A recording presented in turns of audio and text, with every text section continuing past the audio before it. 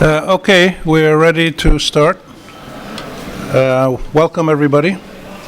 My name is Rami Khouri. I'm a senior fellow at the Islam Faris Institute, and it's a pleasure to have you all. This is a bit like after these 3 days of amazing discussions and papers, this is like extra time in a football game. You get a bonus, one more last session, and it's going to be an interesting one with the subject of regional and global polarization and the impact on the development of the Arab revolutions and, of course, the post-revolutions. Each speaker will have, there's 4 speakers, 2 of them are speaking together as one paper, 4 papers. Each will have 15 minutes. We'll be very strict and equitable and democratic, so each will have the same time. They'll get a 2-minute warning, and then when they hit 15 minutes, I'll make a signal. All of you should stand up and start waving your hands and clapping. So we'll have an hour for the 4 papers, and then 40 minutes for discussion. And then the director of the Islam Faris Institute, Dr. Tariq Mitri, will make some closing comments. So you have the paper summaries in your booklets, you have the biographies, so we won't go through them. I invite the first speaker, Dr. Yasser Djazaerly, to take the floor. الخير.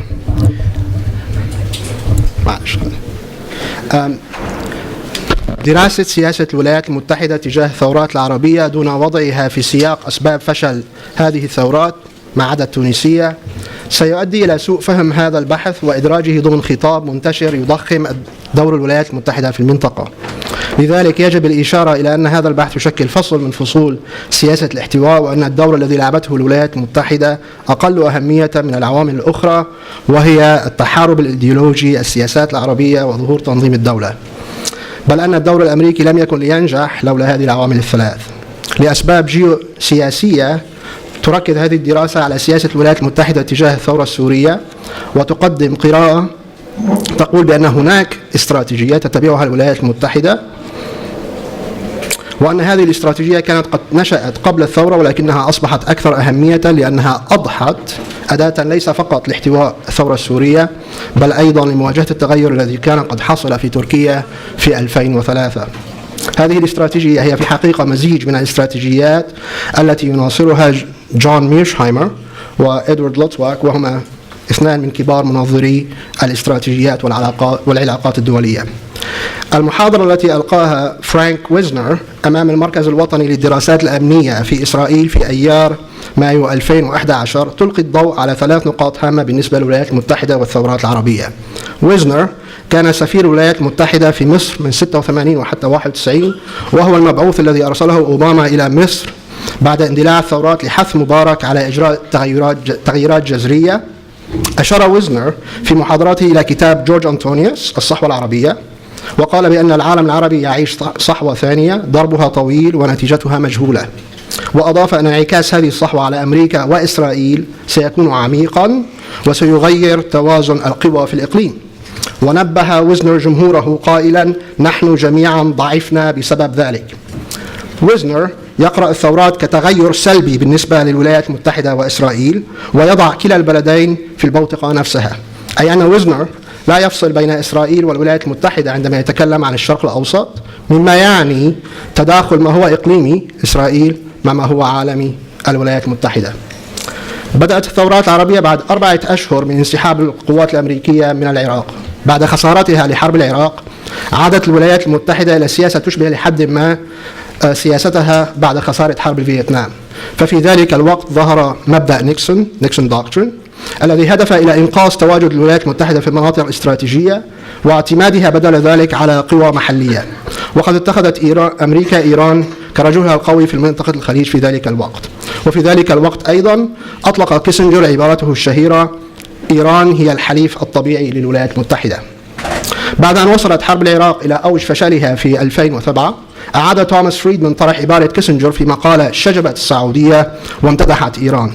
كيسنجر بنفسه أعاد طرح هذه العبارة في كل ظهور إعلامي خلال النقاش الذي دار في الولايات المتحدة في 2014 حول محادثات برنامج إيران النووي. وفي كتابه الجديد النظام العالمي World Order يقول كيسنجر بأن دور أمريكا الجديد في الشرق الأوسط يجب أن يكون دور الموازن بالانسر، وأن أمريكا يجب أن تكون أقرب من كل طرف العربي والإيراني من قرب الطرفين من بعضهما.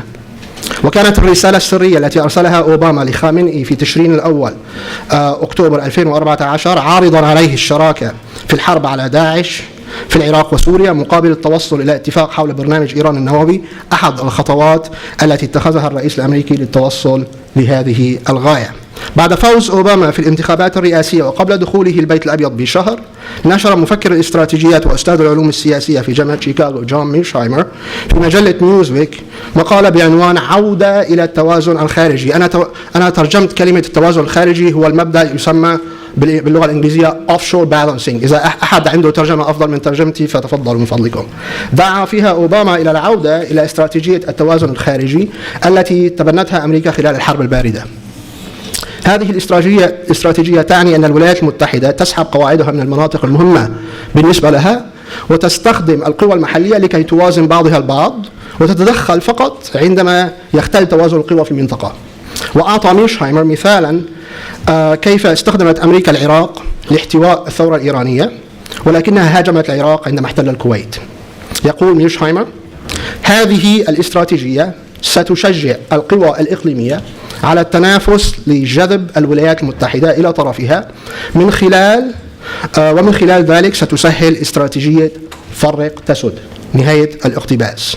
في مقابلة أجراها ديفيد رومنيك محرر مجلة نيويوركر مع أوباما في كانون الثاني 2014، قال أوباما: بإمكانك أن ترى توازن يتطور بين دول الخليج السنية أو ذات الأغلبية السنية وإيران، وأن يكون في هذا التوازن تنافس أو ربما شك، ولكن بدون حرب سواء كانت بشكل مباشر أو بالوكالة. نهاية الاقتباس.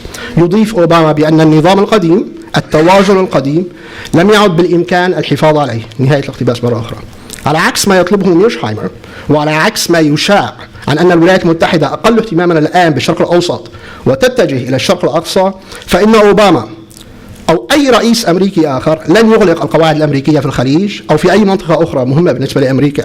ولكن ما قاله أوباما عن التوازن والشك هو بالضبط ما دعا له ميرشهايمر وكيسنجر. هدف أي استراتيجية هي تقوية الدولة. يقول ميرشهايمر في شرحه للنظرية الواقعية في العلاقات الدولية بأن هناك 4 استراتيجيات تتبعها الدولة لتصبح أقوى. الأولى هي الحرب، والثانية هي الابتزاز أي تهديد الخصم بحرب ضده، أما الثالثة فهي إيقاع الخصم في طعم وجعله ينزف، والمصطلح الذي يستخدمه هو bait and bleed. وهذا ما فعلته الولايات المتحدة مع الاتحاد السوفيتي في أفغانستان. في مقابلة مطولة لقناة بلومبرغ مع أوباما أجراها الصحفي الأمريكي الإسرائيلي جيفري جولدبرغ في 27 من شباط 2014، شرح أوباما كيف أن سياسته في سوريا تضعف إيران وروسيا. إنها أي الحرب في سوريا تجعلهم ينزفون أي الإيرانيين، لأن عليهم أن يرسلوا مليارات الدولارات. وكيلهم الرئيسي حزب الله الذي كان يحظى بموقع مريح وقوي جدا يجد الآن نفسه مهاجما من قبل سنة متعصبون. هذا ليس جيد بالنسبة لإيران. هم يخسرون مثل الجميع. الروس يجدون صديقهم الوحيد في المنطقة سوريا في حطام وبدون شرعية. نهاية الاقتباس. يقول مايكل أورن سفير إسرائيل لدى الولايات المتحدة من 2009 وحتى 2013 في كتابه حليف الذي ظهر العام الماضي أن جيفري جولدبرغ هو الصحفي الذي يختاره أوباما كلما أراد توجيه رسالة للجمهور الإسرائيلي. أوباما لا يوضح من هم الجميع الذين يخسرون. داني دانون الذي أصبح في 2015 سفير إسرائيل لدى الأمم المتحدة بعد أن كان عضوا في حزب الليكود في الكنيست، كتب في المجلة الأمريكية السياسة الخارجية Foreign Policy في تشرين الثاني 2013 أن إسرائيل هي من ربحت الربيع العربي، وأنها أقوى مما كانت عليه قبل اندلاع هذه الثورات، وذلك بسبب تورط حزب الله في سوريا وتدمير أنفاق غزة بعد الانقلاب في مصر. أي أن الجميع يخسرون تعني كل دول المنطقة ما عدا إسرائيل. مثال آخر على خسارة الجميع هو ما حدث لسياسة تركيا الخارجية بعد ثورات 2011. ففي مقالته الشهيرة سياسة تركيا الخارجية بدون مشاكل أو بلا مشاكل، التي نشرت 6 أشهر قبل انطلاق الاحتجاجات في تونس، أعلن وزير خارجية تركيا أحمد داوود أولو أن تركيا لم تعد مجرد جناح في حلف الشمال الأطلسي، بل أصبحت لاعبا رئيسيا في الإقليم والنظام العالمي. ولكن بعد اندلاع الثورات بعامين كتب مراسل أمريكي متهكما في نفس المجلة أن تركيا انتقلت من موقع بلا مشاكل إلى وضع بلا أصدقاء. وبعد انطلاق العمليات الروسية في سوريا في أيلول 2015 صرحت رويترز بأن تركيا أصبحت بلا قوة في وجه روسيا. لم تسأل رويترز كيف أصبحت تركيا بلا قوة أمام روسيا وهي تركيا عضو في أكبر وأقوى تحالف في العالم. الاستراتيجية الرابعة التي يدرجها ميرشهايمر من أجل جعل الدولة أقوى هي مساعدة الخصوم على أن يذبحوا بعضهم، وهو يسميها bloodletting. يعطي ميرشهايمر مثالا على هذه الاستراتيجية ما قاله هنري ترومان عندما كان عضوا في مجلس الشيوخ وقبل أن يصبح رئيسا للولايات المتحدة. فحين أعلنت ألمانيا النازية الحرب على الاتحاد السوفيتي في عام 1941 قال ترومان ما يلي: إذا رأينا ألمانيا تربح الحرب فيجب أن نساعد روسيا، وإذا رأينا روسيا تربح الحرب يجب أن نساعد ألمانيا. بهذه الطريقة دعوهم يقتلوا أكبر عدد ممكن. نهاية الاقتباس. طبق إدوارد لوتواك فكرة ترومان على سوريا في مقالة نشرتها النيويورك تايمز في 2013 بعنوان أمريكا تخسر في سوريا إذا ربح أحد الطرفين. أثنى لوتواك وهو من اليمين المتطرف وشديد العداء لأوباما على سياسة أوباما الديمقراطي في سوريا، قائلا إن هذه السياسة تجعل 4 من خصوم الولايات المتحدة منشغلين في قتال بعضهم البعض. لذلك يتابع لوتواك على الولايات المتحدة إطالة أمد هذه الحرب إلى ما لا نهاية، والكلمة الإنجليزية an indefinite draw، من خلال مساعدة المعارضة عندما يربح الأسد وإيقاف هذا الدعم عندما يخسر الأسد. بالمناسبة إدوارد لوتواك هو ليس الوحيد. أنا في البحث أدرجت مجموعة من الكتاب والسياسيون الأمريكيون والإسرائيليون الذين يعيدون نفس الشيء، وأعطي فقط مثال واحد: ريك لاري وهو محرر الجريدة اليمينية في الولايات المتحدة ناشونال ريفيو، كان قد صرح في 2 مارس آذار 2012، يعني بعد مرور سنة على الثورة، كان قد قال باللغة الإنجليزية We want this conflict to burn on. أترجم إلى العربية: نريد لهذا الصراع أن يستمر في الاحتراق. في كتابه أعود الآن إلى لوتواك. في كتابه الاستراتيجية الكبرى للإمبراطورية البيزنطينية الذي نشر في 2011 يقول لوتواك أن الإمبراطورية التي لا تستطيع إحراز انتصار حاسم مثل أمريكا في العراق عليها اتباع سياسة الحد الأقصى من المناورة والحد الأدنى من الاستنزاف. هذه السياسة تتحقق عندما تنجح الإمبراطورية في جعل أعدائها يحاربون بعضهم البعض. هذا بالضبط ما عبر عنه أوباما عندما قال الجميع يخسرون. لوتواك هو أحد كبار مفكري الاستراتيجيات، إذ يدرس كتابه استراتيجي في الجامعات والكليات العسكرية، وكان قد عمل مستشارا للجيش الأمريكي ووزارتي الدفاع والخارجية، وهو عضو في بعض أكبر مراكز الأبحاث في الولايات المتحدة، مثل مركز الدراسات الاستراتيجية والدولية في جامعة جورج تاون، ومؤسسة هوفر في جامعة ستانفورد، ومعهد واشنطن الذي أسسه اللوبي الإسرائيلي أيباك. وكان لوتواك قد حصل على شهادة شكر من إسرائيل لمساهمته في تصميم دبابة الميركافا. صحيفة الجارديان البريطانية سمته في مقابلة نشرت في كانون الأول ديسمبر 2015 مستشار الرؤساء والوزراء. كان لوتواك في البداية من معارضي حرب العراق التي سماها خطأ ثمنه $1 تريليون، ولكنه غير رأيه، وفي المقابلة مع جارديان قال ما يلي: لم أعطي جورج دبليو بوش ما يستحق من التقدير على ما قام به في الشرق الأوسط. لقد أخفقت في ذلك الوقت في فهم أنه عبقري استراتيجي أعظم من بسمارك، فقد أشعل حربا دينية بين السنة والشيعة ستشغل المنطقة ل1000 سنة. لقد كانت ضربة عبقرية. نهاية الاقتباس. إصرار لوتواك على تصوير ما يحدث في المنطقة كحرب طائفية يوازي ما قاله أوباما في خطاب حالة الاتحاد الذي ألقاه في 12 من كانون الثاني 2016، أي قبل 11 يوم. قال أوباما: الشرق الأوسط يشهد تغيرات ستستمر لجيل. جذور هذه التغيرات هي نزاعات تعود لآلاف السنين. نهاية الاقتباس. لوتواك وأوباما كلاهما يصران على قراءة أحداث المنطقة من وجهة نظر طائفية، ما قاله أوباما مأخوذ من الخطاب الاستشراقي الذي أمضى برنارد لويس حياته الأكاديمية وهو يسوقه. فبينما يتقدم الغرب ويتطور تحت شعارات مثل البحث العلمي والحرية وحقوق الإنسان، يجد الشرق الأوسط نفسه حسب ما قال أوباما حبيس صراعات استمرت ل1000 سنين، ويأمل لطوك أن تستمر ل1000 سنة أخرى. في مقابلته مع مجلة النيويوركر قال أوباما أن 5 سنوات في البيت الأبيض جعلته أكثر فهما وتقديرا لقوة التاريخ الجارفة. هل من تعليل لدى أوباما لماذا يبدو التاريخ قوة جارفة في الغرب بينما يبدو دوامة مغرقة في الشرق الأوسط؟ في الختام أعود إلى محاضرة ويزنر. روى ويزنر أن كيسنجر قال له ما يلي: إذا استطعت أن تقارن هذه الفترة في العالم العربي مع نهاية الحرب الباردة وسقوط حائط برلين، فنحن يا فرانك موسكو. نهاية الاقتباس. من المهم للإدارة الأمريكية وكل من رأى مصالحه مهددة بالثورات العربية ألا نقارن ما حدث في الدول العربية مع ما حصل في شرق أوروبا، وأن نتكلم بدل ذلك عن الصراعات الطائفية، لأننا لو فعلنا ستكون الولايات المتحدة في الشرق الأوسط ما كان الاتحاد السوفيتي في شرق أوروبا. شكرا.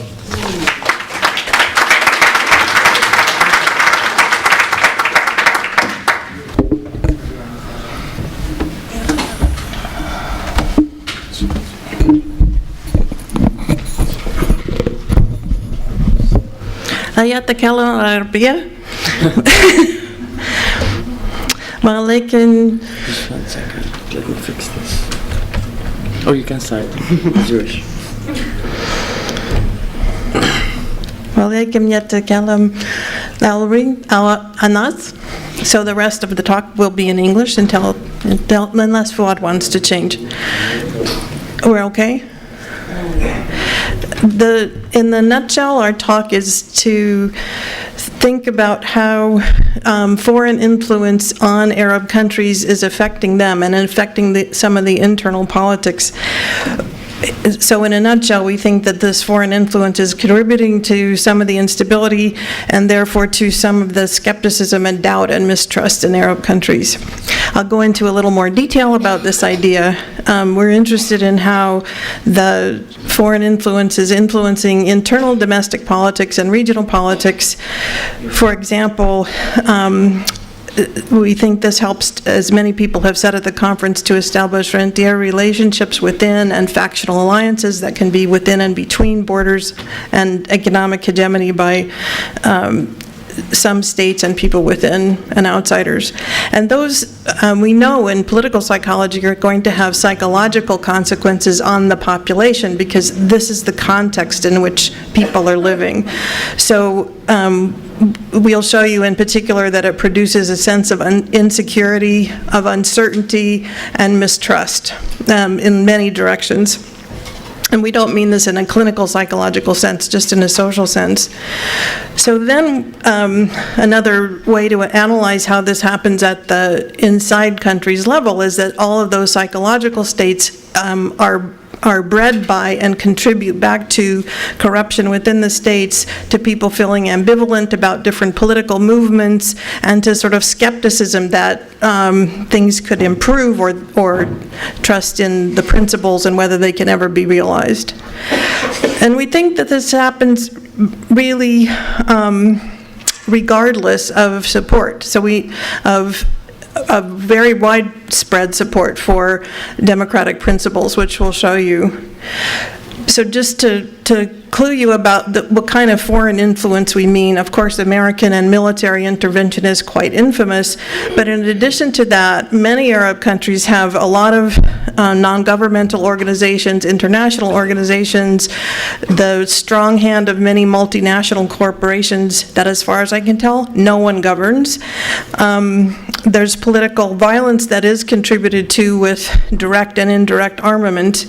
And then a lot of the economies of several Arab countries are dependent on exports, and so that depends a lot on how much money other people have. Tourism is also quite vulnerable to the economic states of other countries, and as we all know, there's some very globalized political issues in Arab countries. So there's a big wide variety of the nature of external influence. In brief, our research method is we're going to look at public opinion among citizens in Arab countries, and for this we use the Arab Barometer, which I guess until 2 days ago was the largest popular survey of Arabs that anybody could find. We also used a Pew Global Survey for comparison with other unstable nations, and some convenience surveys that Fouad and I began at fairly early in the uprisings in 2011.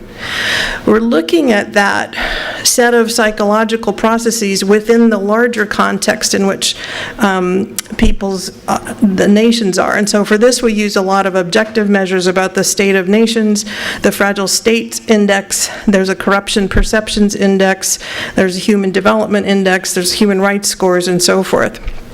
I think in this talk we focus mostly on the Fragile States Index. So they do this every year, and they map the whole world about how stable, which you see in the green end, to unstable that you see in the red end. And you can see that there's actually fairly few states that are considered stable, and a lot in your neighborhood that are not very stable.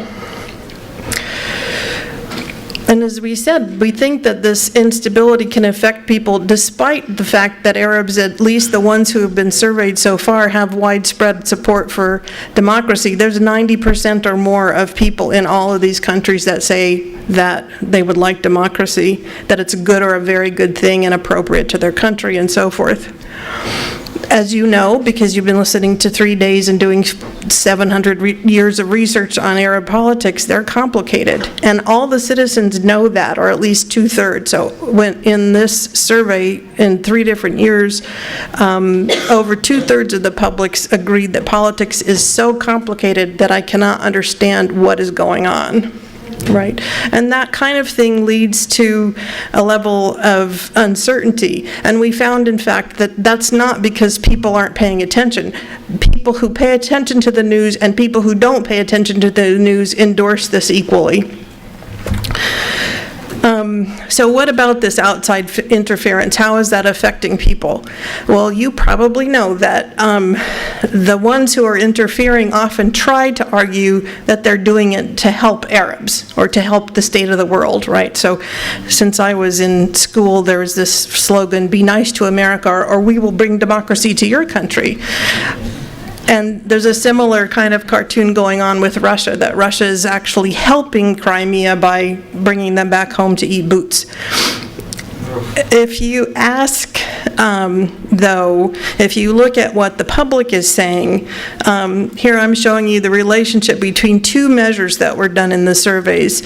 And so that's the question, what does this outside influence mean? So we asked, so the questions were, do you think that the neighbors are having a positive or negative influence on democracy in your country? And it was asked about your immediate neighbors, or it was asked about the US and the European Union, which turn out to be the same. And then the other question is, how much freedom are you experiencing within your own country? So there's a bunch of kinds of civic freedoms that were asked. And what happens is, whenever you see lines above the 0 point here, it means that the worse people thought the outside influence was, the less freedom that they had. So in general, that's true. There are some exceptions, but that was true in many countries. Right, so we want to now look at the psychology in more detail, and we're thinking about how foreign influences uncertainty and insecurity, and I'll show you that in a couple of ways, economic and other kinds of threats. So these are the Pew data. So this is showing on the horizontal axis how fragile or unstable is the state, and high means more. And then the questions were we're showing you the average of how much did people rate the United States as a very serious threat to their country. Well, the more they're interfered with in general, the more threat they feel from the US. They didn't ask how much threat you feel from Russia or Iran or anything else, but it wouldn't surprise us if it looked like that. So there's really important differences among countries in the psychology people are experiencing. Similarly, if we look again on the horizontal axis just at the failed state in the fragile state index of how much external intervention, and again of all sorts, people felt their countries were experiencing, and then they were asked how much.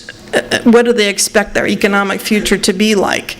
Well, it turns out that we used as a measure of uncertainty how many people wouldn't answer that question. They said, I don't know. I don't know whether it's going to be good or bad.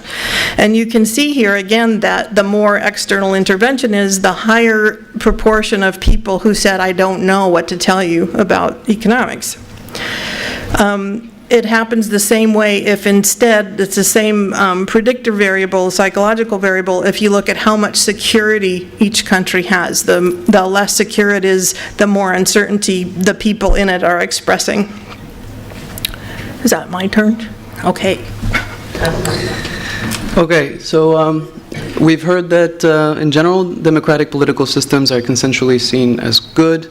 We've also heard that in general, people see these the foreign influences as generally bad, but we also find that there are sophisticated differences between sophisticated discrimination among Arab publics about the differences between the principles of democracy and sovereignty and how they're applied. And also sophisticated distinctions between the system that's being applied and how it's being applied. So for example, when it comes to democracy, the distinction is made in among Arab publics between autocracy as a governmental system and lack of government responsiveness. So in theory, you could have an autocrat who is responsive to the people's demands. And in theory, more than just in theory, you can have politically, electorally democratic systems that do not respond to the demands of their people.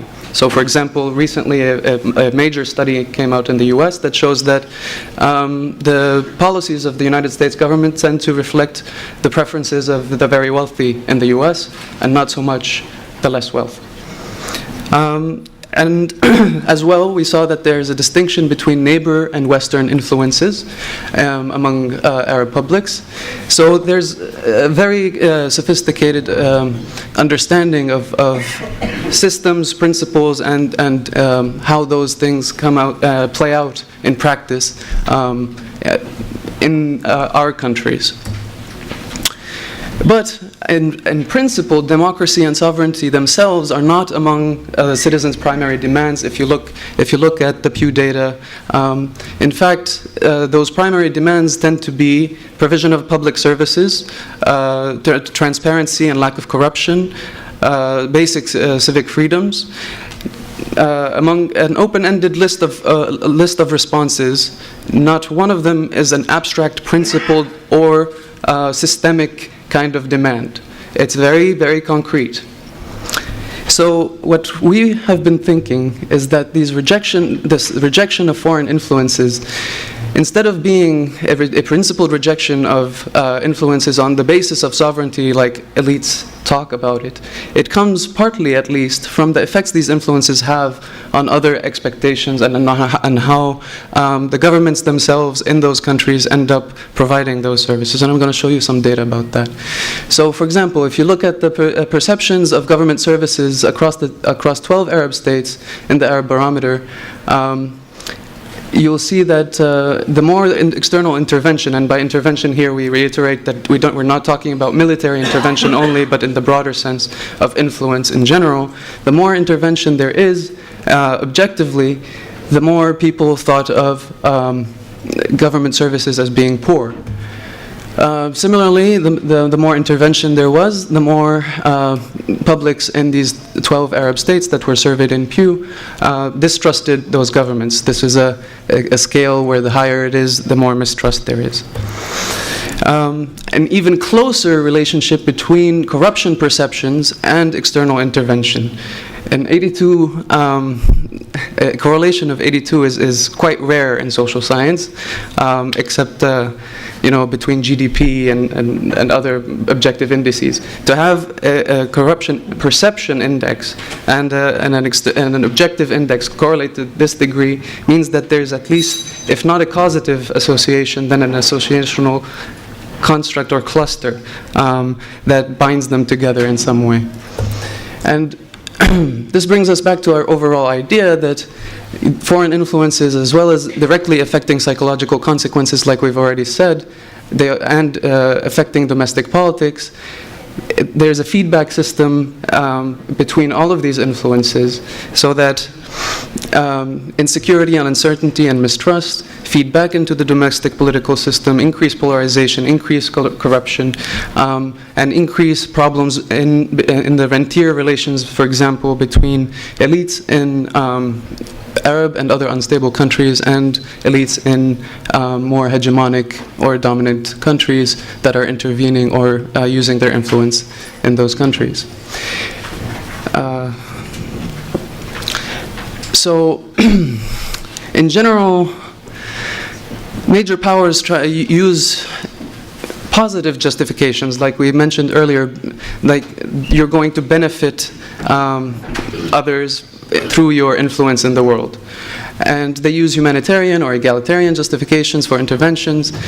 But from our perspective, from the perspective of peoples in target countries, we who directly experience the effects, the consequences of these, and have for many generations, these don't seem very credible to us.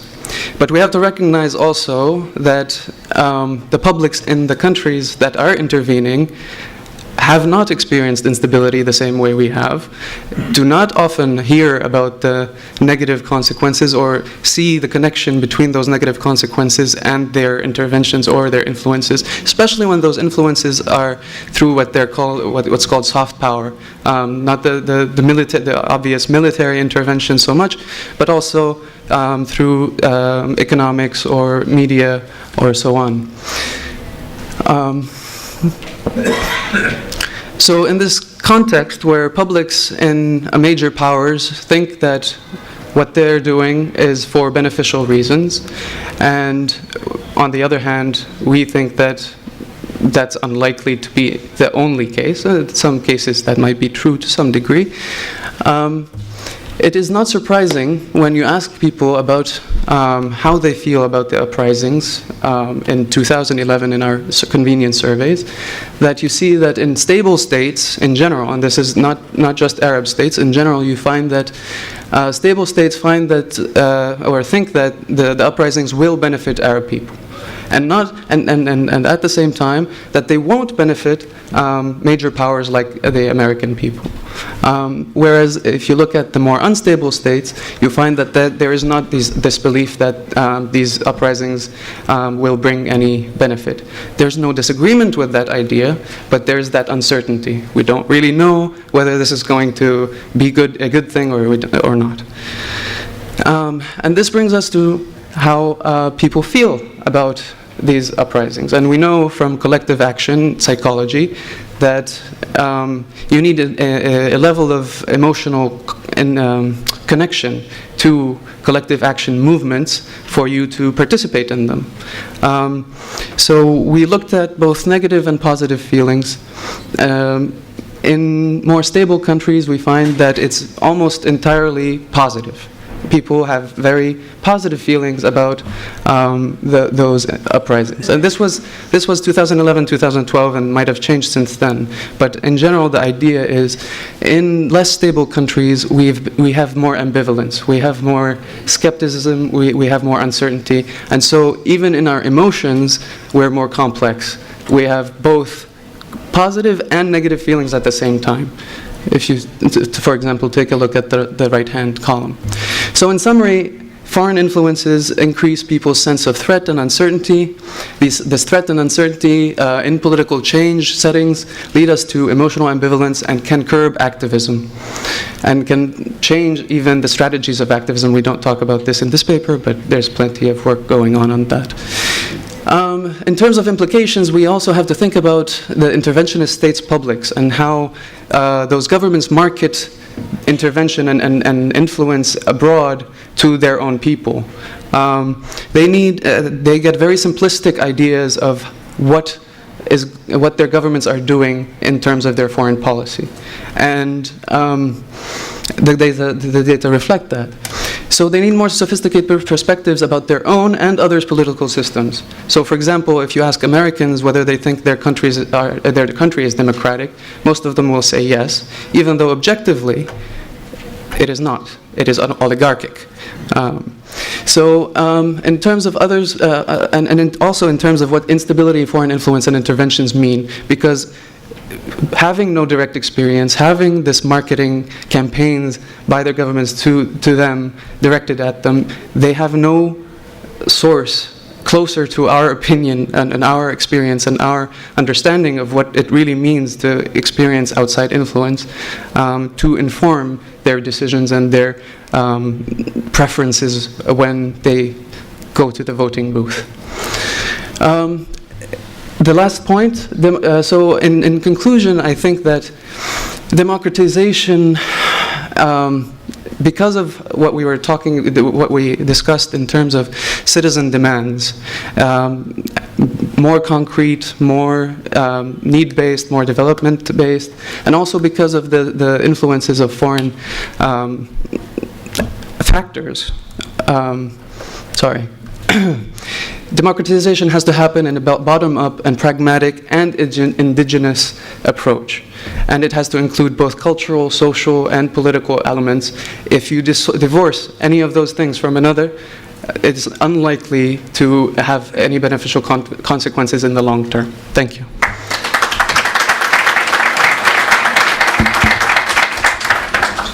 Thank you very much. Our next speaker is Muriel Asseburg. تفضلي Muriel. I'm sorry, I'm going to speak from here, and I hope my voice is going to make it through the 15 minutes. I was invited to speak about the EU's role in the Arab uprising and the transition period or transformation period that followed, and I'm very happy to do so. What we saw in 2011 was an enthusiastic welcome, actually, by European parliaments, diplomats, media, publics of the Arab uprisings. And after that, the EU pledged to support transformations in these countries with a lot of different measures and instruments. And yet, when we look at the situation today, we have to say, I think there is no other way than to come to the conclusion that Europeans have not lived up to their promises of supporting democratic transformation. And what happened is rather they have been reduced to being bystanders, not being effective promoters of democracy, not being able to stabilize the region effectively. When we link this to the title of the session, which asks about the impact of foreign or external forces on the Arab revolutions, I would say for Europe we can come to the conclusion that it's not Europe that has impacted on the region, but rather the other way around, that developments in the region have impacted on Europe much more. So why is this the case? This is what I want to look at in my paper. Why did Europeans have so little impact? And in order to answer that question, I want to analyze the EU approaches, the instruments, and the priorities that Europeans have had towards the region, and also how these have changed throughout the last 5 years. Taking us back to 2011, as I said, Europeans in very broad terms were very enthusiastic, welcomed the Arab Spring, and that of course had the background that Europeans finally saw that what they hold dear as values being demanded for by people in the region. So they had the impression these people are just like us, and that changed the image of people in the region dramatically. Now, you might find that funny because you know people in the region, but for Europeans, indeed, the region looked differently in 2011 than it did before. And the conclusion that Europeans took from that is what was going to happen would be similar to what happened in Europe after the fall of the Berlin Wall in 1989. The transformation of Central and Eastern Europe towards democracies, or more or less democracies. So against this background, Europeans pledged to support that. kind of transformation, and they also, and I think that is important to remember, made very clear that they didn't want to engage in the same kind of policies than before. The then Commissioner for Enlargement and European Neighborhood Policy, Stefan Füle, made it very explicit that it was a mistake to cooperate unconditionally with authoritarian rulers in the region, and henceforth that was no longer to be done by Europeans. The chance that Europeans saw was that with the tailwind of the Arab uprisings, with people in the region demanding reform, they could actually contribute to sustained stabilization. And in that they made the difference between the old stagnation, the old repressive stability, and sustained stabilization, which would be achieved through reform of the economic and administrative systems, and through more inclusive, more participatory systems in the region. So Europeans pledged to support these transformations basically through what they called a 3M approach. The 3 M's being a combination of monetary support, number one, for political and economic liberalization, 2, market access from the region, and 3, mobility, also from the region towards Europe, and all of that in a reinvigorated European neighborhood policy framework. Because it took place in that framework that already existed as a framework of European foreign policy, it also meant that the focus would be on the immediate neighborhood, that is the southern and the eastern Mediterranean. And of course, on top of that, a lot of European member states established different bilateral programs. Now, when we look at the outcome of European policies 5 years later, and I want to do that by looking at basically 3 points. One is the direct support for transformation that Europeans gave or tried to give. The second one is conditionality. And the third one is European engagement in conflict management.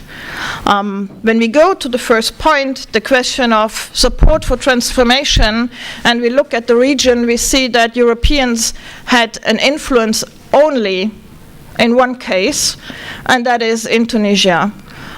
Because only in Tunisia, the European instruments that they have available could be adequately employed, if you want so. So the instruments that the Europeans have, election monitoring, diplomacy, civil society support to accompany transition processes, can work, but they can only work in an environment where you already have an elite consensus, or that is going towards an elite consensus for political reform, where these instruments do make sense. And they do not work, as was the case in the other transformation countries, in situations where you have fierce power struggles. There, Europeans can hardly have an influence in trying to gear that towards more inclusive policies. Now, I'm a little bit hesitant to say that Tunisia is a success story, and that has been said throughout the conference a couple of times. I think, of course, Tunisia hasn't seen state collapse. It hasn't seen the fierce violence that we have witnessed in other states, but it's only the first steps of transition that have been taken in Tunisia, and I am actually very concerned that the further steps that would translate the rather progressive constitution into a political and an economic reality in which people feel that they have more freedoms than before, that second step might not come, might not follow, and that concern, of course, is fed by a leadership consensus that is not geared towards reform, that is geared towards maintaining privileges of the ruling elite. When we look at shortcomings of European policies, I think one point is especially stark, and that is in Tunisia that it wasn't possible for Europeans to make a decisive impact on the economic situation. Europeans were not able to reverse the economic downturn that Tunisia, as other transformation countries have witnessed. They were not able to help reducing the country's substantial socioeconomic disparities, and therefore Tunisia is economically in a very bad situation. It is true that Tunisia profited most from special funds that the Europeans made available, but these funds have all in all been very modest, and they have also not been very focused so that they would have led Tunisians towards more reform in the economic sphere. So that hasn't happened. More generally, when we do not only look at Tunisia but at the region more broadly, there were in the beginning demands for something like a Marshall Plan. The then Foreign Minister of Italy demanded that very forcefully, but that trailed off very rapidly. And that has to be seen against developments in Europe. While we saw an increase in funds on the European level, on the EU level, a lot of those member states that were traditionally involved in EU southern policies were gripped very much by the financial crisis, financial and debt crisis in Europe, so they had to cut back their funding rather than increase it. And that has had substantial impact on the money that Europeans were able to make available to support transformation countries in the region. But it's also the incentives that would have been non-material that were not really put forward by the Europeans. So we have not seen an increase in trade between Europe and transformation countries, even those countries that are quite competitive. So Tunisia's trade with the EU hasn't been augmented in any, well, it hasn't. Even worse, I would say, is that there was a dialogue on mobility, migration, and security, and the Europeans and Tunisians agreed on a so-called mobility partnership. They also did that with Morocco and Jordan, but that didn't lead to an increase in migration towards Europe. It didn't have any positive effects in terms of reducing youth unemployment, for example, in increasing remittances, or any other effect on the economy. And that is, of course, not only because that is a relatively short time period we're looking at, but because these agreements in general are geared towards managing migration, meaning preventing migration rather than increasing migration in any sense that would have an impact in the countries where migration is coming from. With regards to the second point, that is the question of conditionality, I would say that the Europeans set very weak incentives and that they gave very confused signals. Now, the idea was that with this tailwind of the Arab uprisings, with Arabs demanding more freedoms, they could support these demands and thus set incentives for elites in the region to change their cost-benefit analysis and therefore go for democratic reform, go for the rule of law, and change their policies towards democratization. The Europeans call that approach more for more and less for less. So those regimes or those governments in the region who would perform well would get more funds from the Europeans. Those who didn't perform well would get less funds. That didn't work at all. I'll be short. It didn't work well at all because the volumes of the financial incentives were so low, especially if you compare them to what regional players were willing to make available, that it didn't have an impact. It didn't work because they didn't add any immaterial incentives, any kind of strategic relations, for example. It also didn't work because they didn't, in the end, link the disbursements of funds to reform progress. And I could give examples there, but I won't because I don't have the time to do that. Most critically, I would say it didn't work because member states of the European Union clearly had different priorities. And the priorities were very much affected and very strongly affected by the will to augment their foreign trade. But it was also first and foremost a question of the fear of spillover of conflict towards Europe.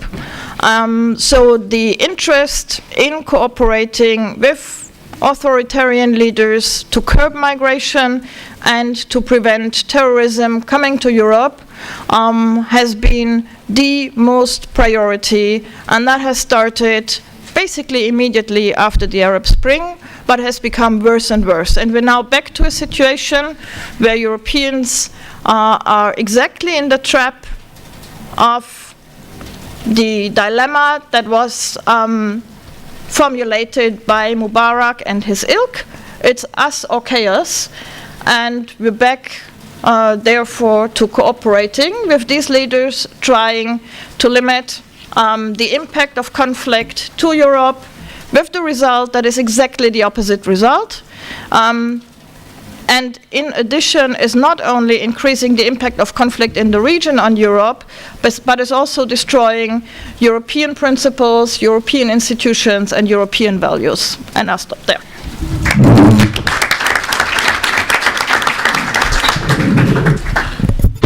Thank you. Our last speaker is Natalia Berenkova. Thank you.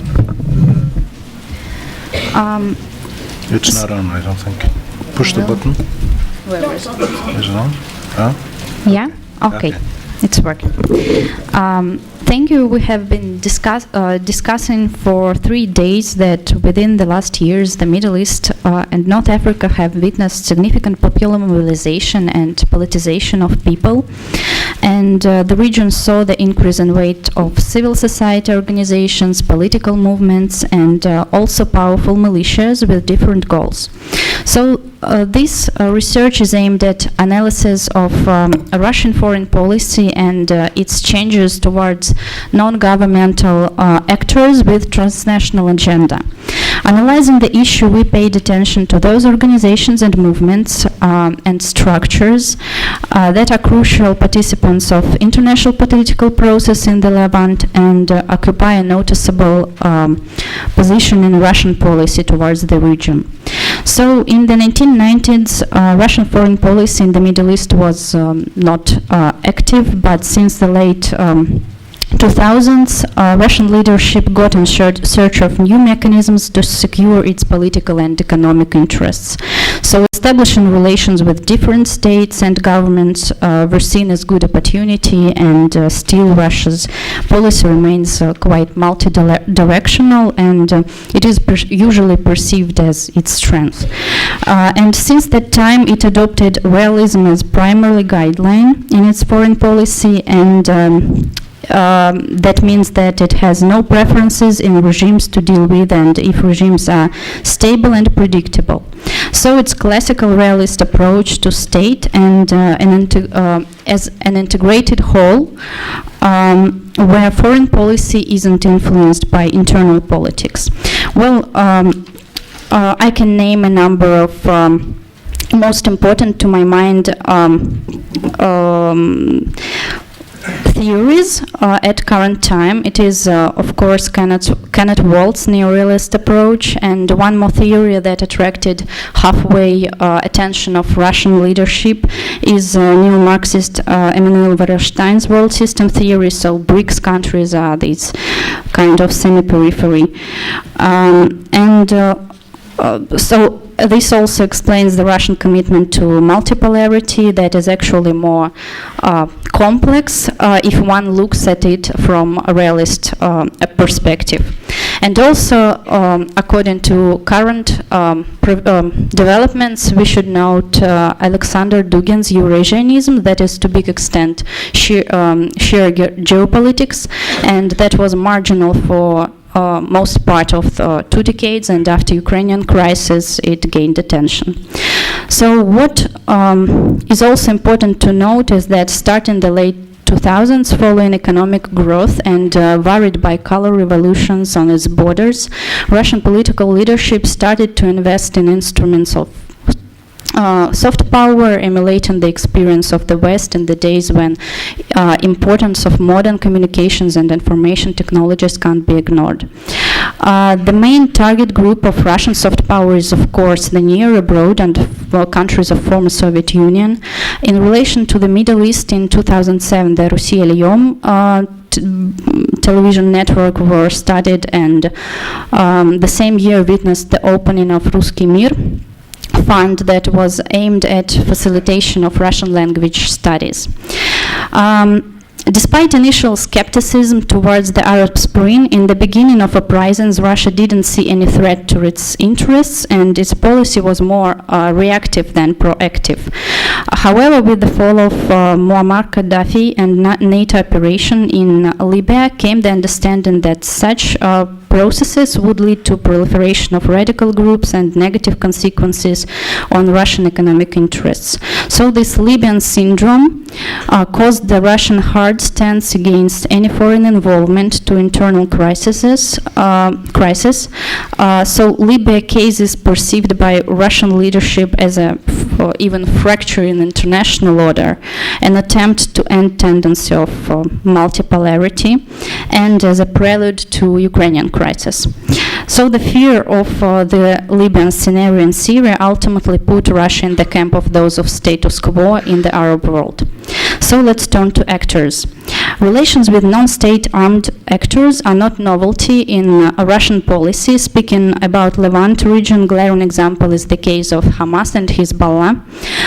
Contacts with them for a long time have been seen by Moscow as an asset in Arab-Israeli negotiation. Russia recognized interdependence of political issues in Palestine, Syria, Lebanon, and such movements were considered important actors that should not be excluded from any negotiations.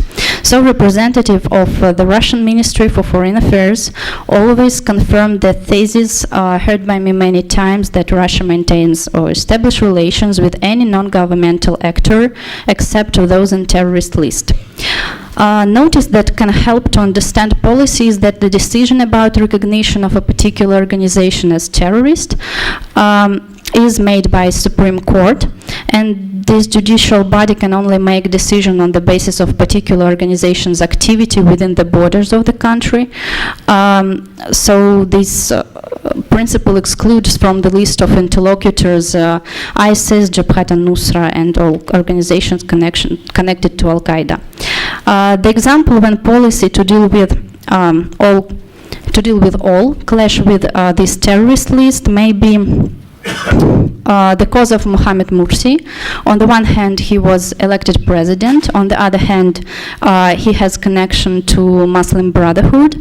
But this terrorist organization by Russian classification, and this issue was reconciled since he represented the Freedom and Justice Party. High-level contacts with Hamas started in 2006. After the party won elections, Hamas delegation arrived to Moscow at the invitation of the president. Succeeding meetings were held in 2007 and 2010. The very first visit caused a massive public outcry and criticism from the the side of the United States, Israel, and pro-Israeli circles in Russia. However, Russian ministry repeatedly confirmed its determination to continue relations. It is often stressed that Hamas's Palestinian phenomenon enjoys a considerable popularity and that is why it should be counted with. Keeping channels of communication with all protagonists led, according to ideas of Russian foreign policy makers, to assist in exchange of signals that cannot be translated by actors openly. So this the alike position of Russia is towards Hezbollah party is seen as a result of the development of political life in Lebanon rather than imported product. In course of Syrian crisis, and especially since the fall of 2014, when Russian diplomats started to arrange inter-Syrian talks in Moscow, meetings with Hezbollah and simultaneous consultations and coordination with Damascus and Tehran demonstrate the acknowledgement of Hezbollah as a separate actor and the party to be talked with about all Lebanese developments, of course. Lately, in talked about interview to Russian newspaper, Naim Qassem said that in recent decade the Russian position became closer to parties, and this is caused by the fact that Russia is moving away from West Israeli axis, and he said that this political understanding promise the cooperation in two directions, firstly on international arena and secondly in the field. Thus, contacts with Hamas and Hezbollah are also a factor in Russian-Israeli bilateral relations that are stable and positive for many reasons, of course.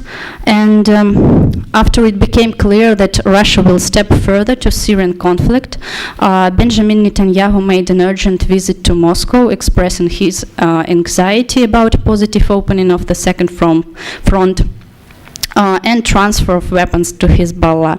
And simultaneously, there was an agreement to establish the channel of communication in order to avoid clashes in the air.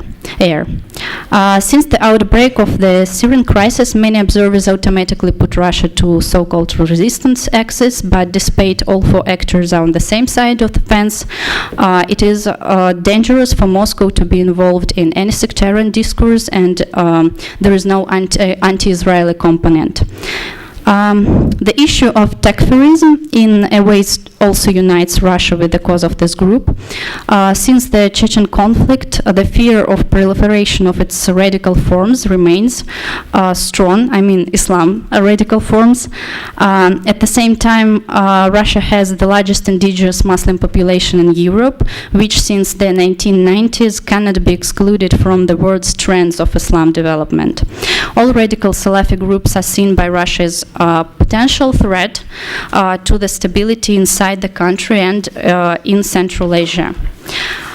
Talking to influential armed parties like Hezbollah and Hamas, Russia doesn't close channels of conversation with other parties with opposite positions in Lebanon, Palestine, and Syria, but since that is common diplomatic practice, we will not stop at it. What is new is that the period of Arab Spring and after witnessed the activation of Russian policy towards Christian organizations and churches. The Christian vector reflects the conservative line in domestic politics and growth of influence of Russian Orthodox Church inside. The first that catch the eye of an observer is the drastic rise in number of meetings, high-level meetings with Christian-oriented organizations and religious leadership since 2013. The declared aim of this cooperation is to save people from radicalism and preserve millennia-old traditions of interethnic and interreligious coexistence in the Middle East. In addition to regional diplomatic attempts, also were undertaken. Moscow used instruments of the United Nations. In March 2015, at the initiative of Russia, Vatican, and Lebanon, in the course of the UN Human Rights Council session, the joint statement called to joint action and addressing alarming situation in the Middle East were taken. So some Russian NGOs also work in the Middle East and have agenda in the religious field. First of all, we should name the work of Imperial Orthodox Palestine society that now have several projects in Syria, and worth mentioning the activity of state under the First Gulf Fund.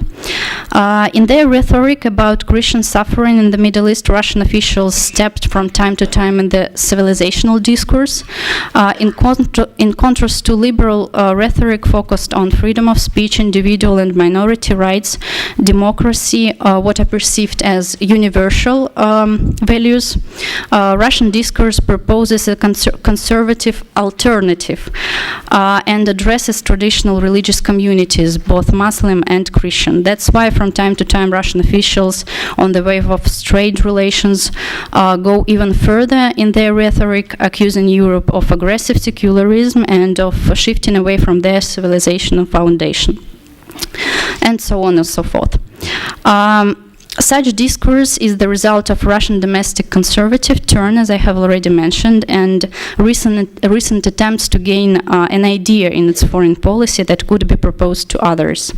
Eventually, on the one hand, defense of Middle Eastern Christians are seen as historic mission of Russia and resembles in collective psyche with the role it played in the past. On the other hand, the promotion of essentialist and civilizational approach can turn to be impracticable because of multi-confessional nature of Russian society and its conceptual stance for multipolarity in international relations. So increased turbulence in international arena of the last 5 years brought many changes to Russian foreign strategy.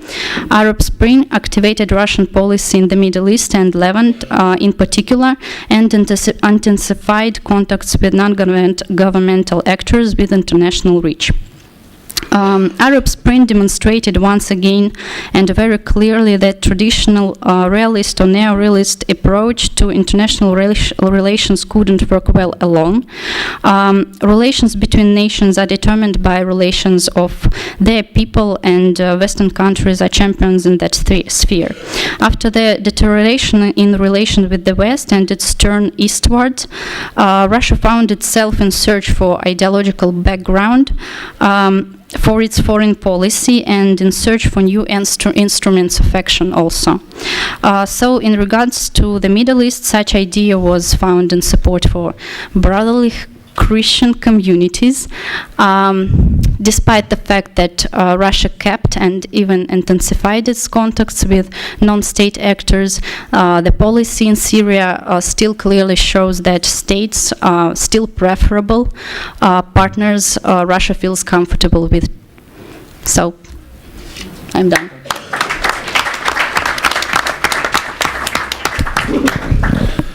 Thank you very much. We'll open it up now for about half an hour of 25 minutes of questions and answers and comments, and then we will have the closing comments by Dr. Mitri. Hold your hands up. I would ask, please, identify yourself. Try to ask a brief question or make a brief comment. Don't try to ask 2 or 3 questions, because after the first question, the lights will go off. So go ahead.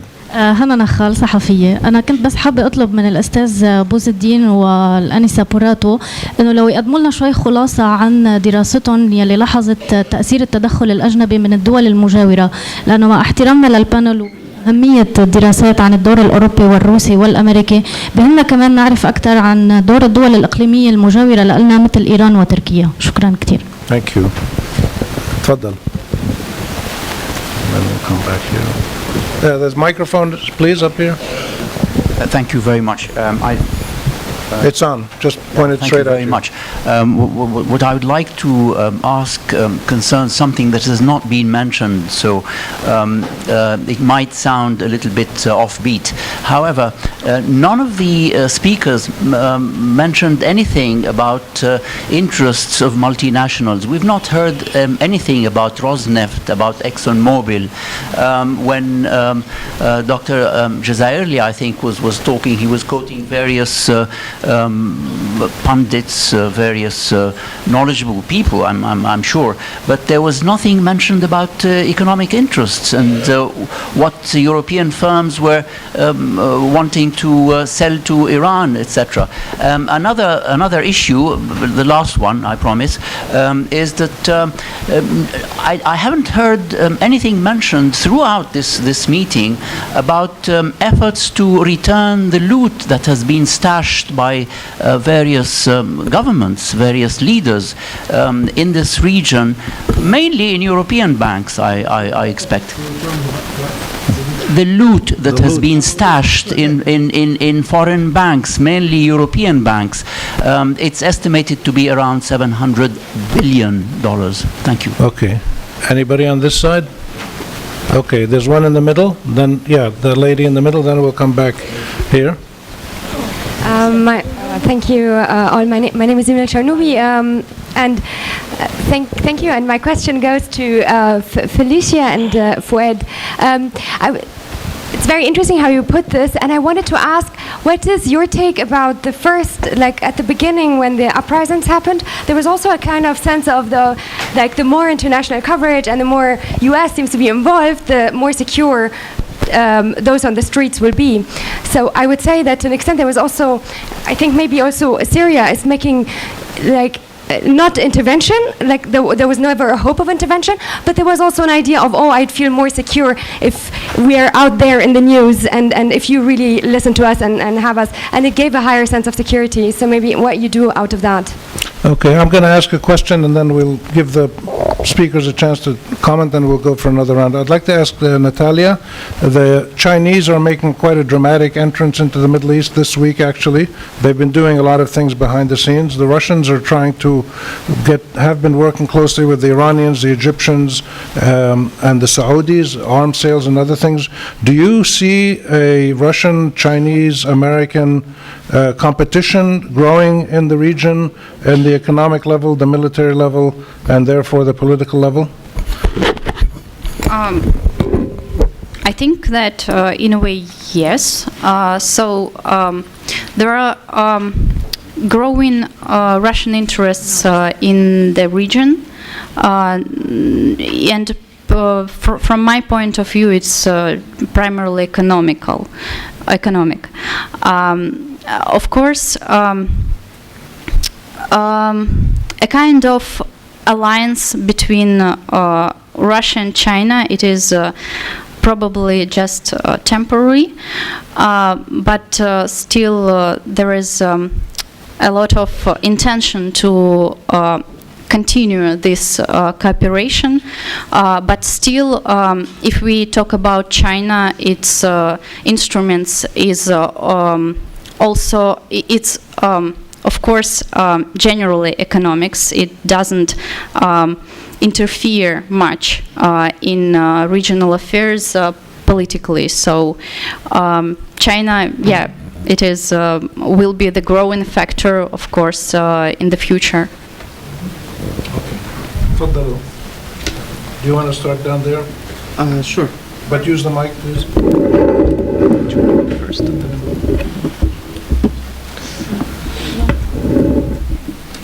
Okay.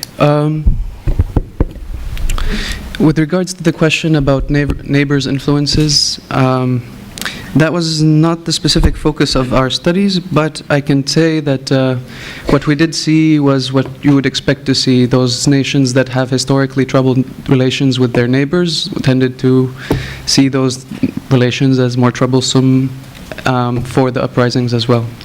In response to your question, Dr. Bizri, we did talk about the multinational corporations very briefly. And I, in general, was speaking about foreign intervention and external influence very broadly, including such non-state actors as multinational corporations. And in terms of whether international media presence at the beginning of the uprisings made people feel safer, I think that's a complicated question, and I think it has something to do with the stage at which you find yourself under the spotlight, so to speak. So in our argument, we argue that if you're going to launch a process of democratization, before you get to the point of tension and conflict, then influence is not a good idea. Once you're at the point where there's polarization already, there's a possibility of repression and crackdowns, which we saw, alliances and allegiances are immediately a strategic and a tactical choice that people look to. Whether that's a great idea, strategically or tactically, depends on the context. I'll say one more thing. We are asking about influence of multinationals on our own thing, but to elaborate on your question about what his coverage is, what do publics read, they're really, my subjective sense in the United States is a big change. The notion that Arabs would want to be democratic was news to a lot of Americans, but they were very thrilled about it. And but you know, neocons, and they're the pundits, and some of the people in the government would like to say, ooh, ooh, ooh, what if they're not under our thumb like they have been lately? No. But as we showed in our talk, we think that they were just generally optimistic because their experiences, you know, revolutions always work. As long as they're not communists, that doesn't tend to bother Americans.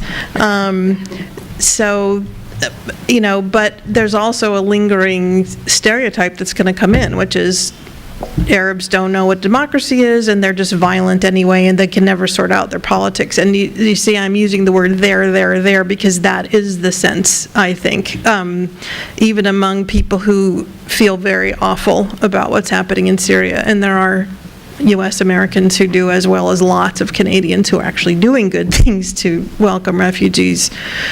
At least I think, though, there's a moment, and I don't think it's just a moment. I've been sad when I've heard people at the conference say, well, we don't know, it's failed or it's all over. History is not over. It's not over. There's lots of cause for hope, even though there's also lots of cause for mourning. I'm done. I'd like to add something on the question on economic interests. I think when we look at Europe, it's very obvious that security interests come first. But then economic interests do play a role. And we see that very clearly when we look at European-Egyptian relations. There was a very clear, unanimous assessment of the situation in Egypt after the coup and the massacres that took place. And the EU took the decision to review the security cooperation with Egypt, to review the bilateral assistance, the EU assistance to Egypt. And that wasn't upheld very long. And the main reason why it changed was security interest in security cooperation, re-engaging with the Sisi regime. And the second one were economic interests, I would hold. And it was obvious that in Germany, a very large deal, the largest deal ever for one of the German companies, was signed with Egypt. And it was in that context that the Egyptian president was invited to come to Berlin, thereby giving him legitimacy, even though he had not fulfilled some of the conditions that the German chancellor herself had put up before, and that is that parliamentary elections should have happened before he comes to Germany. So you see, there are instances where economic interests actually do play a role in getting back to policies that apparently before we had said we don't want to engage in anymore. I have very brief comment to your question also. You mentioned Rosneft, and I think that for Russian big companies, it is also more comfortable to deal with stable states because they work on the inertia. So the capitalism is not quite old in Russia. So that's why it is just signing of framework agreement between governments, and they come to friendly atmosphere and work there, then rather than go to unknown field and explore how to work here. So that's why. Yes. Okay, several points came up. First of all, concerning your point about pundits, do you take President Obama to be a pundit? I cited him at several instances. The President of the U.S. is not a pundit. He's the man who is representing the policy of his state. I compared what he was saying to what big thinkers about strategy were saying. So that's first concerning pundits. About multinational and economic interests, that goes without saying. When we are talking about capitalist institutions, I mean, I don't need to state the obvious about the relationship between politics and economics. And by the way, I said in my paper, I said, despite what Mearsheimer is saying about, you know, the need close down and let's leave, I said the United States is not going to leave the Gulf, and I said the United States is not turning its back on the Middle East and is not going to withdraw from it. Why? Because as several analysts have pointed out, even if now the U.S. is no longer dependent on Middle Eastern oil, actually the United States just started, about a month ago, started exporting oil, and this hasn't been the case since '69. So even though it does not need the oil of the Middle East, it's not going to leave the door open for China to come in and sit in its place. I mean, even Mearsheimer himself said, you know, that would be incredibly stupid for them. So I'm always amazed about all these people who appear on TV, whether in the Middle East and or Europe, and say, oh, the United States is no longer interested in the Middle East. Oh, okay, all right. Well, come on. Okay, so yeah, of course it's interested in the Middle East, and that interest is economic, because the next confrontation, which is not going to be military, it's going to be with China, it's going to be an economic confrontation. So the United States has to stay there for that reason. Again, I did not talk about economics because I thought I don't need to state the obvious. Now, about the loot, I don't know if you are talking about the loot in Syria or the loot in Iraq. All over. Okay, so... Can I just mention... Go ahead. I did not say specifically that Obama was a pundit, but you mentioned several...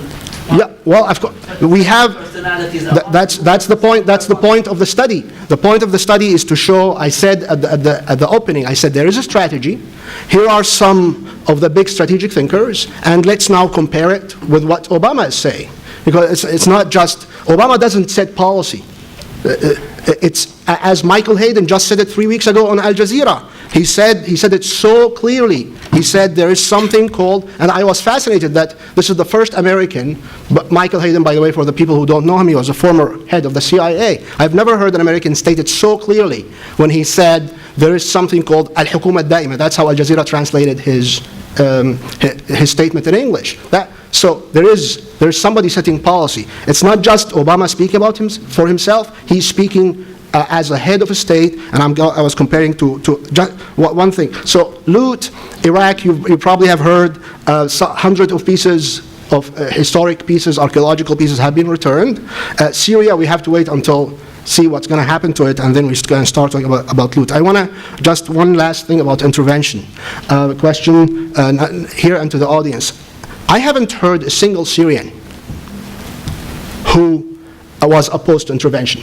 Now, I'm not saying they don't exist, but the ones that I'm in contact with, not just in the Middle East, in Syria, but also among the Syrian community in the United States, I haven't heard a single one who was against intervention. The place where I've heard against intervention is articles mainly by leftists.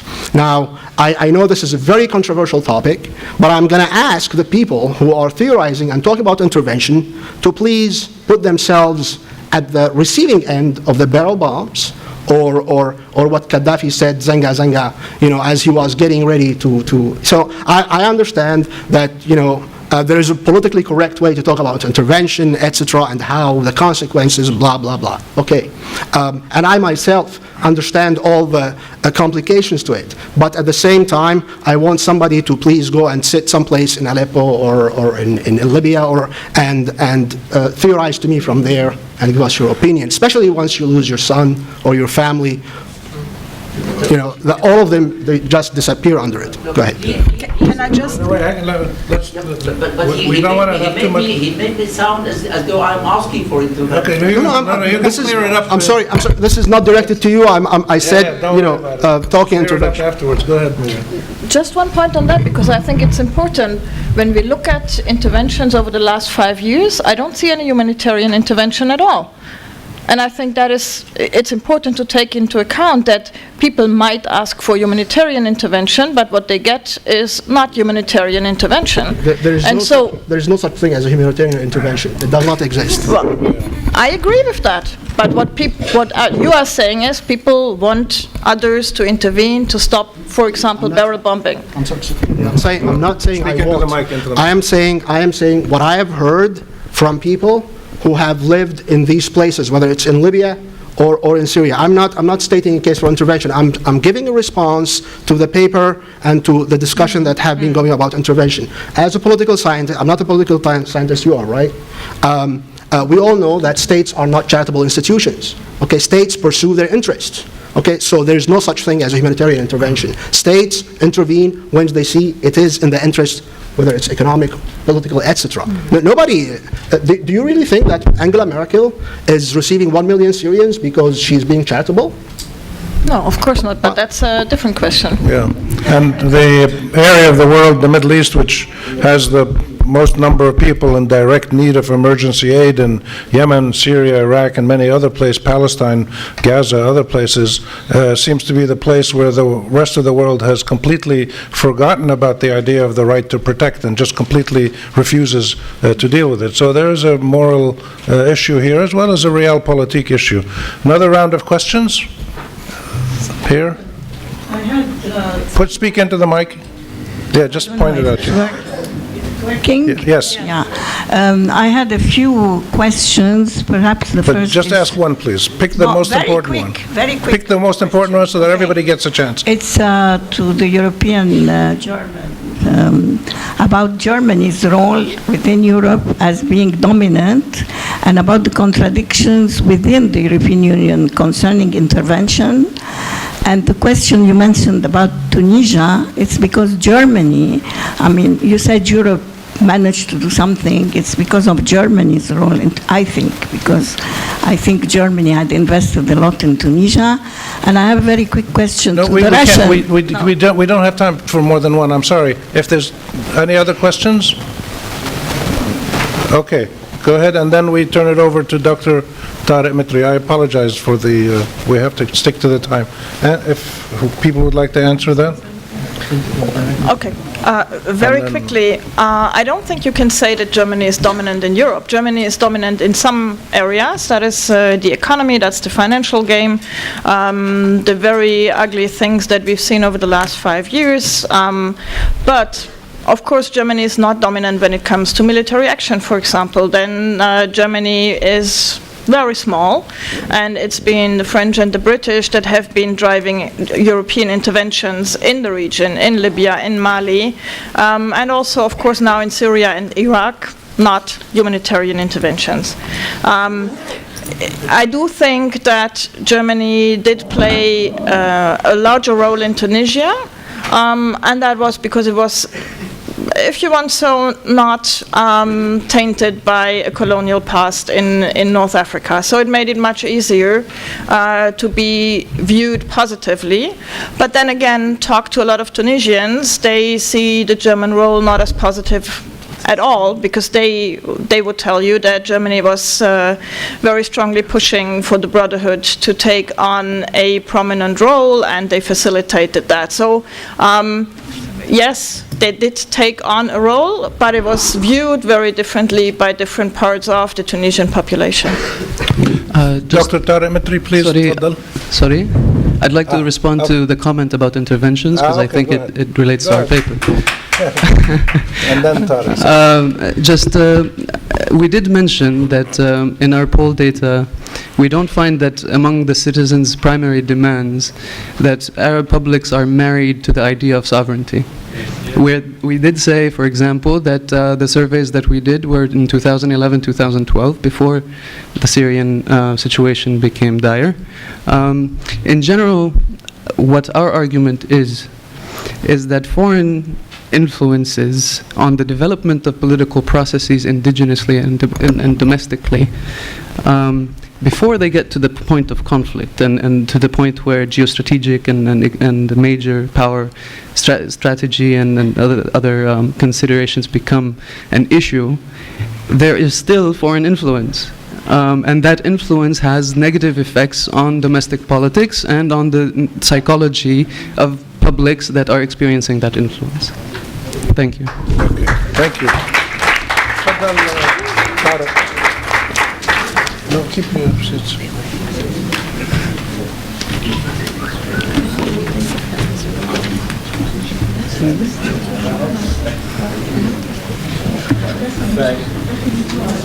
No microphone.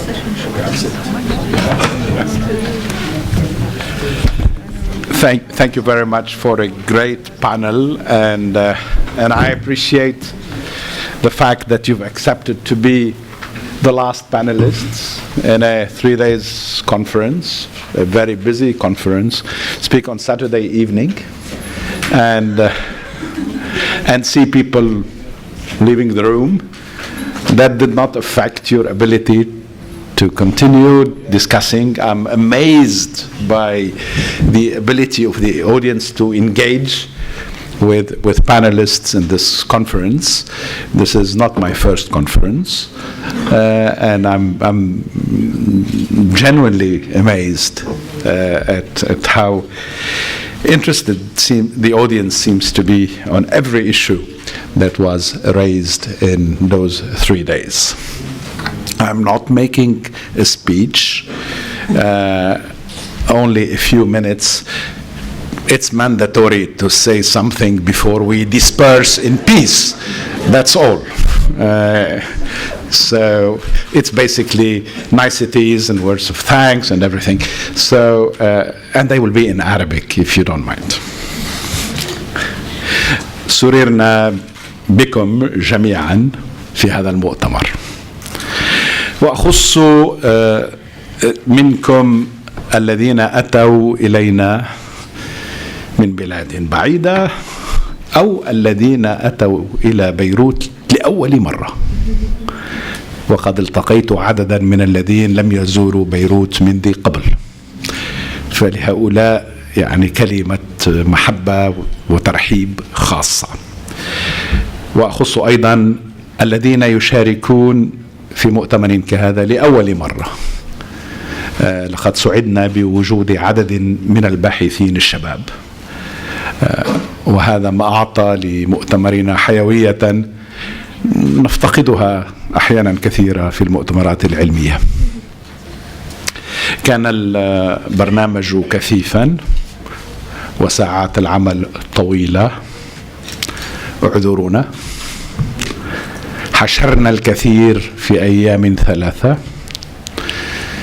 إلا أن النقاش كان ثريا والمشاركة في النقاش جاءت واسعة، مما يشي بأن الأوراق التي قدمت وفقت لا في إغنائنا بالمعلومات فحسب، بل أيضا في تقديم الفرضيات وفي تحميلنا بالأسئلة. خلال الأيام 3 الماضية وصلتنا تعليقات كثيرة واقتراحات، وسيردنا المزيد منها. شكرا لهذا الاهتمام. البعض رأى أن عدد الأوراق والمتدخلين كبير وأن المؤتمر طويل، فيما البعض الآخر شكى من النقص في تشكيلة المشاركين لجهة البلدان والاختصاصات والخبرات والأعمار،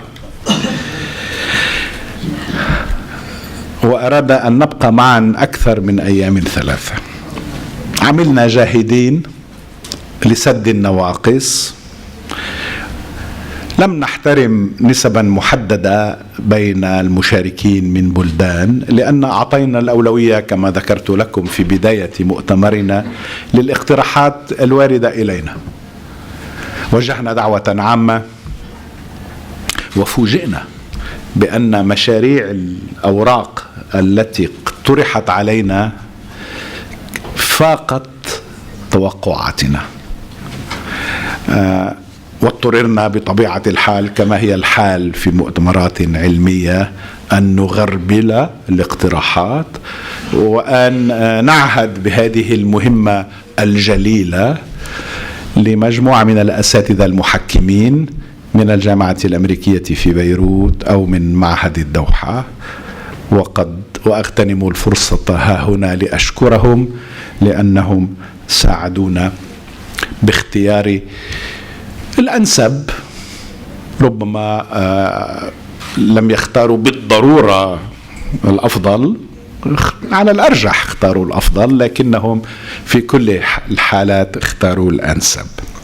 سنتعامل باحترام مع كل الأفكار النقدية التي عرضت أثناء هذا المؤتمر، وستكون محل دراستنا بما فيها تلك الانتقادات التي تفتقر إلى الإنصاف والمستعجلة في إطلاق الأحكام، كالذي سمعناه بالأمس عن أن استبعدنا بلدانا بعينها بسبب من تأثيرات دولة بعينها. هذا كلام غير صحيح وغير منصف، وقد بينا بصراحة وببساطة ذلك لقائله وللجميع. يبدو لي أن مؤتمرنا غطى مساحات واسعة من البحث ومن التأمل. كنا أحيانا نتناقش كباحثين، لكن الأسئلة التي تدافعت وتكاثرت علينا دفعتنا أيضا أحيانا لوقفة تأمل. وأنا أحسن ما أسمعه في مؤتمرات كهذا هو اضطرار الباحث لأن يقول لا أعرف، ربما، سنرى. وقد سمعت هذا أكثر من مرة، وهذا على الأقل فيما يعنيني أمر مطمئن. غطينا مساحات واسعة من البحث والتأمل. انشغلت بطبيعة الحال مؤتمرنا بتعميق معرفتنا بما شهدته بلادنا، وكان لابد من التذكير أن ما شهدناه في السنوات الخمس الماضية لم يكن متوقعا ولا مدروسا، لأن الكثير من مجتمعاتنا تجهل نفسها، وهذا يأمرنا بالتواضع، لأننا كما لم نتوقع ما جرى فإننا الآن لا نستطيع إطلاق الأحكام بتسرع ولا بارتياح. لذلك ظلت الأسئلة عن المآلات، وهي في عنوان المؤتمر، أي عن الإمكانات والاحتمالات الآتية، ظلت أسئلة معلقة لم يجازف أحد منا، والحمد لله، في الحديث عن المستقبل بثقة. وهذا بالطبع غير مستغرب. اعترفنا من اليوم الأول أن، على الأقل في كلمتي التمهيدية، أن العنوان المزدوج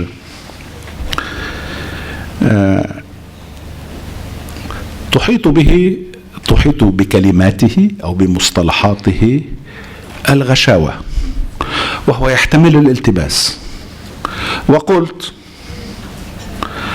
أنه لا يقوم على فرضية نظرية مسبقة. لسنا حين نظمنا هذا المؤتمر لم ننطلق من نظرية بعض علماء السياسة حول التحول الديمقراطي ولا من وصفتي الأمم المتحدة. أنا خدمت الأمم المتحدة وأعني ما أقول. المتعلقة بالانتقال الديمقراطي أو بالتحول الديمقراطي. لم يكن هذا في بالنا قط.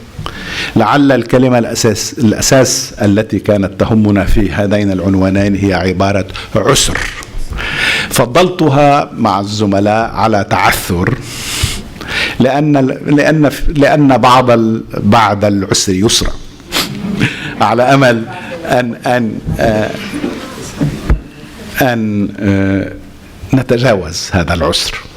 لكن طبعا الكل تحدث عن تعثر ثوراتنا، وتحدث الكثيرون عن إخفاقاتنا، ولم يخفي البعض إحساسه العميق بالفشل، وهو حق لكل منا، ثائرا كان أم غير ثائر. لعل ما تداولنا به في الأوراق والمناقشات، وهي غنية جدا المناقشات، سيكون مادة منشورة طبيعة الحال، إلا أن الأهم من ذلك هو المسائل التي سنستخرجها أو نستخلصها أو نستعبرها من مناقشاتنا، لكي تسمح لنا لاحقا بحديث عن المستقبل. سيظل الحديث عن المستقبل صعبا، رجاؤنا أن يكون نقاشنا هذه المرة قد مهد له بعض الشيء، ولعله أيضا نقاشنا ألقى الضوء على ما أغفلنا دراسته من جوانب واقعنا، أو ما لم يتيسر لنا الغوص في مسائله. عنيت الكثير مما يتصل بشؤون المجتمع. إحدى المشاركات الصديقات قالت لي طغى التحليل السياسي على التحليل السوسيولوجي، وأعتقد في هذا الكلام نصيب من الصحة. لكن أيضا لم نتحدث في شؤون الاقتصاد إلا قليلا، سؤال من هنا وريقة من هناك، ولم نتحدث في شؤون الثقافة. البعض منا تحدث عن القيم، عن المشاعر، عن التصورات، وهو كان بمثابة لبعضنا نسمة هواء عليلة. لكن لم نفي المسألة الثقافية، مسألة القيم، التصورات، التمثلات. أنا إذا زرتم مكتبي على طاولتي هناك كتاب أصدره المركز العربي للأبحاث ودراسة السياسات، فيه صور، معظمه صور عن الشهور الستة الأولى من الثورة السورية، من الجرافيتي، من صور المظاهرات، الرقص، الغناء، وهذا وجه مهم من وجوه ما اختبرناه في هذه السنوات الأخيرة، ويستحق اهتماما خاصا إن شاء الله بالمستقبل. كما أسهمت أبحاثنا وحواراتنا في هذا المؤتمر بشكل أولي في حصر المسائل وتحديدها وضبط اصطلاحاتها.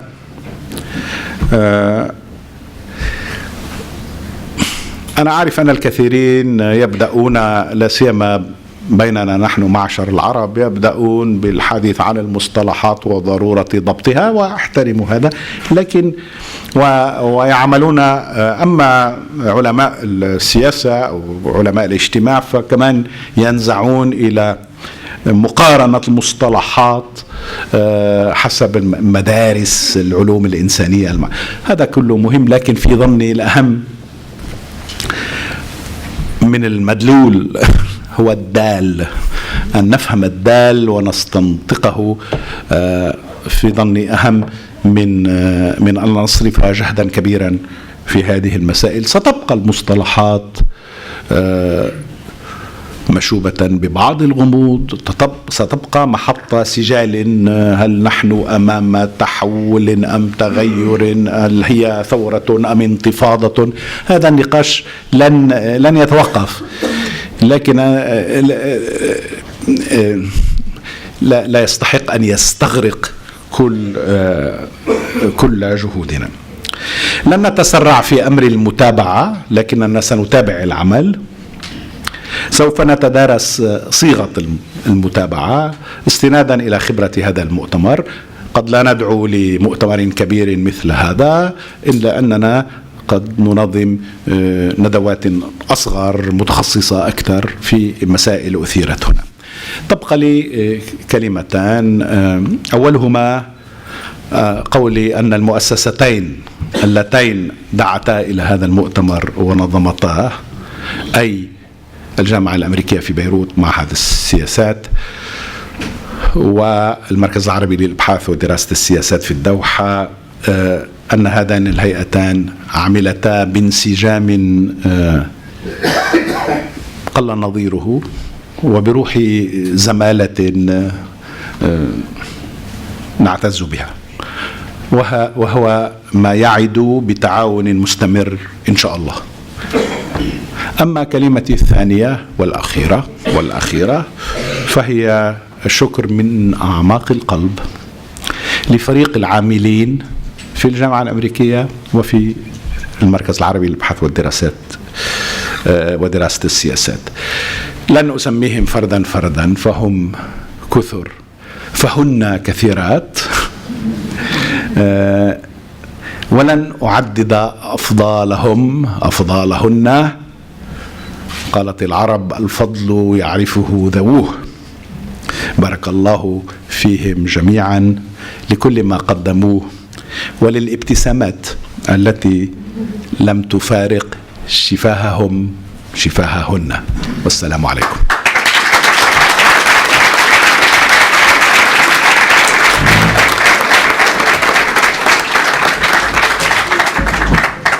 Thank you.